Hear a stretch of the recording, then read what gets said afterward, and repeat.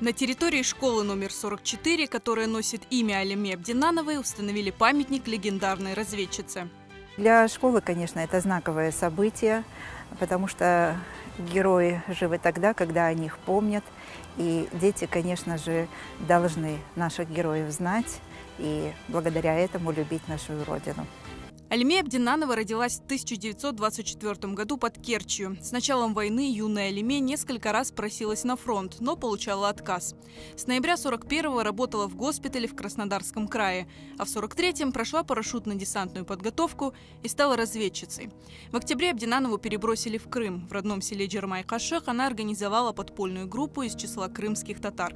За 4 месяца они отправили более 80 радиограмм с важными сведениями, благодаря которым советской армии удавалось наносить по врагу точные удары. Но в феврале группу раскрыли, ее участников расстреляли. Сама Алиме подверглась нечеловеческим пыткам в гестапо. Не добившись от разведчицы никаких сведений, 5 апреля 1944-го, буквально за несколько дней до освобождения Крыма, ее расстреляли. Это наша гордость и наша боль. Гордость, что она в свои 19 лет совершила такой подвиг.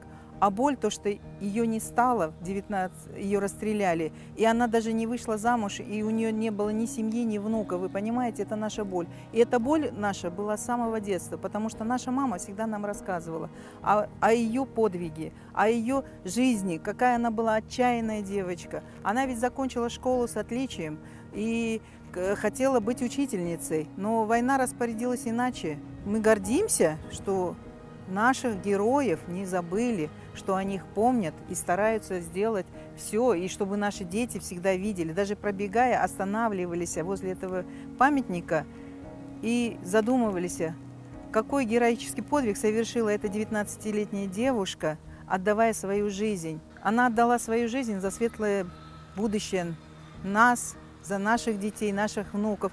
Когда вот назвали школу в честь нее, мы, знаете, как будто возвысились, такая гордость. Мы знали, что эта звезда нашла героя через 70 лет.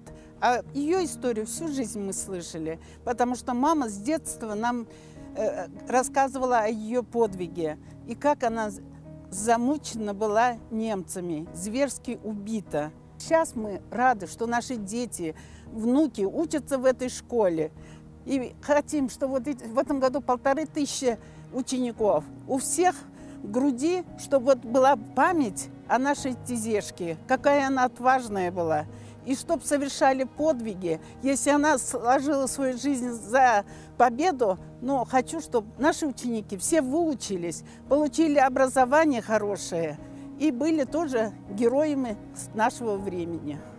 Это уже 3-й памятник Алиме Абдинановой в Крыму. О ней написаны книги и сняты фильмы. Именем крымско-татарской разведчицы назван парк в поселке Ленина и улицы в Ахмеджите, Керчи и Кефе.